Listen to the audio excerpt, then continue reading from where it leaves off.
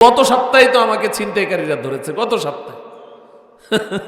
গত সপ্তাহে যাত্রাবাড়ি ফ্লাইওভারের আগে ওখানে তো এই গাড়ি শত শত গাড়ি রোডের উপরে, শত শত গাড়ি ফ্লাইওভারে ওঠার জন্য, ট্রাক, মাইক্রো, প্রাইভেট কার, সব গাড়িগুলো দাঁড়িয়ে আছে আপনার এই লাইট বন্ধ করে, কারণ জ্যাম লেগে গেছে।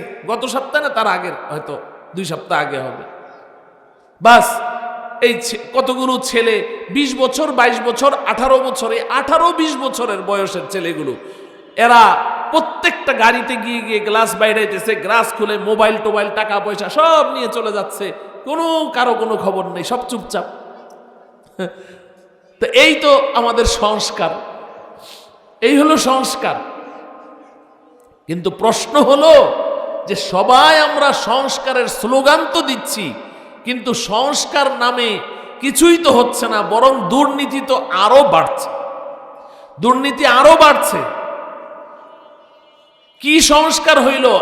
1.5 বছর পার হয়ে যাওয়ার পরে আমাদের বাংলাদেশের রাজধানীর একটা ছেলেকে দিনে দুপুরে সবার সামনে গুলি করে এই শরীফ ওসমান বিন হাদিকে হত্যা করে 6 ঘন্টার মধ্যে বাংলাদেশ থেকে ইন্ডিয়া পাড়ি দিয়ে চলে যায়। তাইলে বুঝেন যে কি পরিমাণ সংস্কার দেশে হয়েছে, কি পরিমাণ দেশে সংস্কার হয়েছে। কিছুই হয় না, কিছুই হয় না। দিন দিন অন্যায়, অবিচার, দুর্নীতি শুধু দিন দিন আরো বেড়েই চলছে, বেড়েই চলছে। তো এই সংস্কার কেন হচ্ছে না? কেন সংস্কার হচ্ছে না? এই কথাটা একটু আমি আপনাদেরকে বুঝাইতে চাই। ও আমার প্রিয় ভাইয়েরা, আল্লাহ রব্বুল আলামিন সংস্কারের পদ্ধতি বলে দিয়েছেন, কিভাবে সংস্কার করতে হয়। আল্লাহ যদি না চান কোনো সংস্কার হবে, আর আল্লাহ যেই পথে আমাদেরকে সংস্কার করতে বলেছেন ওই পথ বাদ দিয়ে আমরা যদি ভিন্ন কোনো সংস্কারের পথে হাঁটি, সংস্কার হবে? মোটেও হবে না। আল্লাহ রব্বুল আলামিন সংস্কারের কথা বলেছেন। আল্লাহ পাক বলেন, ইয়া আইয়ুহাল্লাযীনা আমানু আলাইকুম আনফুসাকুম লা ইয়াদুররুকুম মান দাল্লা ইযা ইহতাদাইতুম ইলাল্লাহি মারজিউকুম জামিআন ফায়ুনাব্বিউকুম বিমা কুনতুম তা'মালুন। আল্লাহ পাক বলেন, আচ্ছা আল্লাহ পাক কি বলেছেন এটা বলার আগে আমরা যারা সংস্কারের কাজ করছি আমাদের অবস্থাটা আগে বলি। এই যে আমি বয়ান করছি, আপনাদের সামনে কথা বলছি, কি জন্য কথা বলছি? কি নিয়তে? আপনাদের সংস্কার করার জন্য, তাই না? কি বলেন? এই যে বক্তারা যে বসে যে বয়ান করে, বাংলাদেশে যত বক্তা আছে হাজার হাজার, দৈনন্দিন কত হাজার হাজার মাহফিল হচ্ছে, তাই না? মিম্বারে বসে খতিব সাহেবরা কথা বলছে, তারপরে প্রশাসনের লোকজন যারা আছে তারা অনলাইনে কথা বলছে, বিভিন্ন দল, রাজনৈতিক দল, সংগঠন তারা কাজ করছে, বিভিন্ন এনজিও তারা কাজ করছে, সংস্কারের কাজ করে। এই সংস্কারটা আমরা কেমনে করি? সংস্কারটা করি হলো এই যে আমি এখানে বসছি, এখন কেন বসছি? যে যারা শ্রোতা আছে আমার সামনে, তাদের মধ্যে কি কি সমস্যা আছে, ভুল ত্রুটি আছে, এগুলো শুধরিয়ে দেওয়ার জন্য আমি বসেছি, তাই না? আল্লাহ পাক বলেন এটা সংস্কারের পদ্ধতি না। আমরা সংস্কার করি যে মানুষের মধ্যে এই সমস্যা, অমুকের মধ্যে এই সমস্যা, ব্যবসায়ীদের মধ্যে এই সমস্যা, চাকরিজীবীর মধ্যে এই সমস্যা, শ্রমিকদের মধ্যে এই সমস্যা, নারীদের মধ্যে এই সমস্যা, পুরুষদের মধ্যে এই সমস্যা, অমুক এলাকার মানুষের মধ্যে এই সমস্যা। এই আমি বসে বসে খালি এগুলো বলতে আছি যে এই ব্যবসায়ী ভাইরা তোমাদের মধ্যে এই সমস্যা আছে, এটা ঠিক করো। এই চাকরিজীবী ভাইয়েরা তোমাদের মধ্যে এই সমস্যা আছে, এটা ঠিক করো। এই মহিলা জাতি ও নারী জাতি, মা বোনেরা তোমাদের মধ্যে এই সমস্যা আছে, এটা ঠিক করো। আমি খালি দুনিয়ার সব মানুষদের খালি সমস্যার কথা আমি উল্লেখ করছি, কিন্তু একবারও এটা বলছি না যে আমার মধ্যে এই সমস্যা আছে, এটা ঠিক করা দরকার। বলছি কি? কোনো বক্তা বলে, কোনো ওয়াইজ বলে না। আমরা খালি মানুষের সংস্কারের দায়িত্ব নিয়ে নিয়েছি, যে কার মধ্যে কি দোষ আছে, অমুকে ধ্বংস হয়ে গেল, অমুকে শেষ হয়ে গেল, ওই বিচারালয় শেষ হয়ে গেল, আদালত শেষ হয়ে গেল, মন্ত্রণালয় শেষ হয়ে গেল, সচিবালয় শেষ হয়ে গেল, অমুক উপদেষ্টা শেষ হয়ে গেল, অমুক দল ধ্বংস হলো, খালি অমুকে কি করলো, অমুকে কি করলো, এই জায়গায় শুধু সংস্কার চলছে, সংস্কার চলছে। কিন্তু আমার মধ্যে কি দোষ ত্রুটি আছে এটা কিন্তু আমি একবারও চিন্তা করছি না। আমি মনে করছি যে আমি তো ঠিকই আছি। আল্লাহ রব্বুল আলামিন কি বলে শোনেন। আল্লাহ পাক বলেন, ইয়া আইয়ুহাল্লাযীনা আমানু আলাইকুম আনফুসাকুম, আলাইকুম আনফুসাকুম, এই ঈমানদারেরা তুমি তোমার নিজেকে শুধরাও, নিজেকে সংস্কার করো।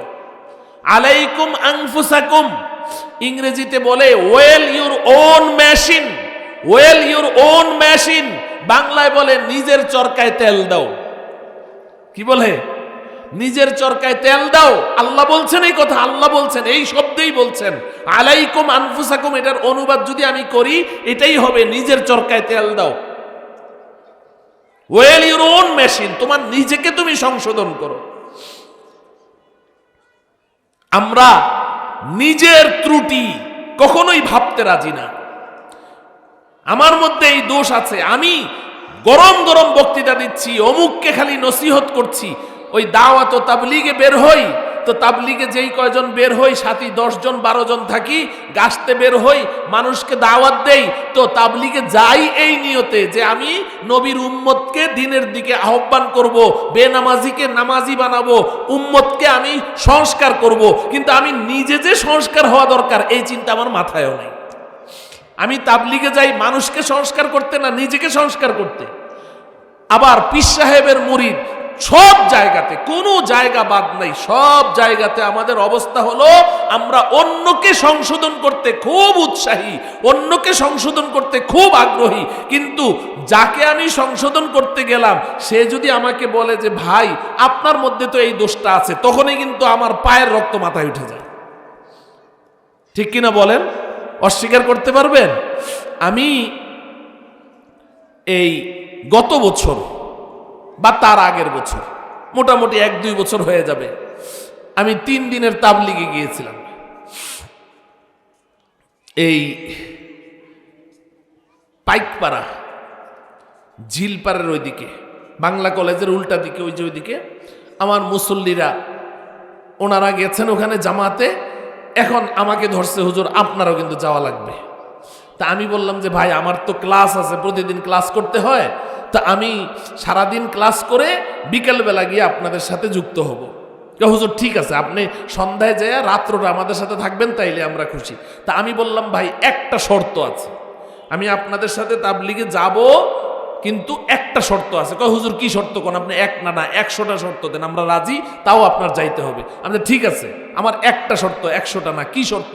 বললাম যে আমাকে কোনো বয়ানে দিতে পারবেন না, আমি কোনো বয়ান করব না, আমি যাব, একটা শর্ত আমি শুনবো। কারণ সব জায়গাতেই তো শিখার আছে, আমি আলেম হইতে পারি, আমি হাজারো কিতাব পড়াইতে পারি, হাদিস পড়াইতে পারি, বুখারি পড়াইতে পারি, কিন্তু দাওয়াত ও তাবলীগেরও তো একটা উসুল আছে, একটা কথা বলার একটা নিয়ম আছে, একটা ঢং আছে, ঢং আছে না?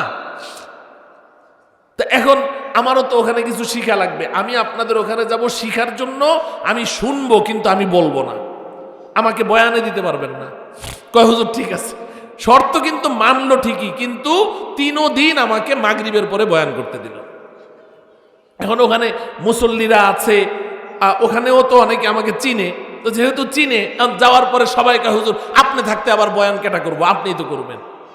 তো আমাকে 3 দিন বয়ান করতে দিল। কিন্তু ঘটনাটা আপনারা শোনেন, আমাদের অবস্থাটা কি, একটা শিক্ষণীয় ঘটনা আছে। তো আমি প্রথম দিন বয়ান করলাম, খুব জোশের সাথে দরদ নিয়ে কথা বললাম। তো কিছু মুরব্বী চেয়ার নিয়ে পাশে বসা, ওই ওখানকার স্থানীয় কমিটির লোক বা এরকম কিছু একদম সাদা দাড়িওয়ালা কিছু মুরব্বী, ওনারা চেয়ার নিয়ে বসা, ওনারা বয়ান শুনছে। তো এখন প্রথম দিন যখন বয়ান করলাম, বয়ানটা শেষ হওয়ার পরে এক মুরব্বী আমাকে একদম জড়ায় ধরে কান্না শুরু করে দিল যে হুজুর ইচ্ছা কথাই জীবনেও শুনিন, এত সুন্দর কথা মাশাআল্লাহ, আন্নে ইচ্ছা কথা কন, এত সুন্দর করে বয়ান করছেন, আর একেবারে দিল জুড়াই গেছে। কথা বুঝেন? আমার কথাটা বুঝছেন? আচ্ছা, তো ওই মুরব্বী আমাকে খুব আদর করলো একেবারে, যে হুজুর এত সুন্দর বয়ান আপনি করছেন। আচ্ছা, ভালো কথা। তো প্রথম দিন যে বয়ান করলাম, ওই বয়ান শেষ হয় নাই। তা আমি বললাম ঠিক আছে, যদি সম্ভব হয় কালকে বাকি। পরের দিন আবার বয়ান করলাম। তো পরের দিনও উনি আমাকে ওইভাবে খুব আদর করলেন ওই মুরব্বী, যে মাশাআল্লাহ অনেক সুন্দর কথা। এই সেই তৃতীয় দিন যখন আলোচনা করলাম, তো তৃতীয় দিন বয়ানে খেয়াল করেন, কথা বলতে বলতে এক পর্যায়ে কথায় চলে আসলো যে ভাই, আমরা দাওয়াত ও তাবলীগের মেহনত করছি, মানুষকে হেদায়েতের দিকে ডাকছি, তা তো ঠিক আছে, কিন্তু আমাদের অনেকের নিজেদের ঘরেরই কিন্তু খবর নাই, নিজের ঘর ঠিক নাই, নিজের ঘর ঠিক নাই। আচ্ছা বলেন, এটা কি কোনো অন্যায় কথা? আমি বললাম যে আমাদের নিজের ঘর কিন্তু ঠিক নাই, আবার নিজের বিবি পর্দা করে না, বাচ্চারা নামাজ পড়ে না, কিন্তু আমি কিন্তু তাবলীগে বের হয়ে পুরা মানুষকে হেদায়েত করতেছি, কিন্তু আমার ঘরের খবর নাই। অথচ আল্লাহ রব্বুল আলামিন নবীজিকে বলেছেন এবং ইমানদারদেরকে ডেকে বলেছেন, ইমানদারদেরকে, যে কু আনফুসাকুম ওয়া আহলিকুম নারা, আগে নিজে জাহান্নামের আগুন থেকে বাঁচো, এরপরে পরিবারকে বাঁচাও, পরিবারকে বাঁচাও, এরপরে হলো তোমার প্রতিবেশীকে দাওয়াত দাও, এরপরে ধীরে ধীরে বাহির দিকে যাও। দাওয়াতটা শুরু হবে এইভাবে। তো এইভাবে বলতে বলতে এক পর্যায়ে বললাম যে আমি এমন অনেক তাবলীগের সাথীদেরকে পেয়েছি যারা ব্যাংকের বড় বড় অফিসার, ব্যাংকে চাকরি করে, তো ওনার ইনকাম হালাল না, ওনার ইনকাম কিনা হালাল না, ব্যাংকে চাকরি করে। এখন এই সুদি লেনদেন চলছে, নিজে হারাম খাইতেছে, বউকে হারাম খাওয়াইতেছে, বাচ্চাদেরকে হারাম খাওয়াইতেছে, কিন্তু উনি তাবলীগের বড় আমির। আমি এরকমও দেখেছি।